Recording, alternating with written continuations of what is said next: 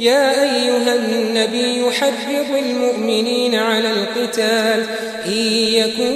منكم 20 صابرون يغلبوا 200 وإن يكن منكم 100 يغلبوا 1000 من الذين كفروا بأنهم قوم لا يفقهون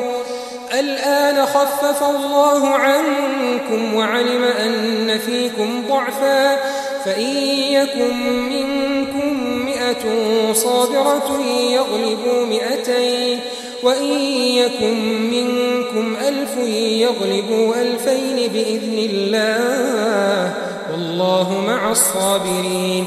ما كان لنبي أن يكون له أسرى حتى يثخن في الأرض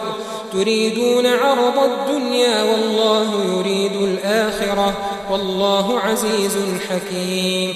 لولا كتاب من الله سبق لمسكم فيما أخذتم عذاب عظيم فكلوا مما غنمتم حلالا طيبا واتقوا الله إن الله غفور رحيم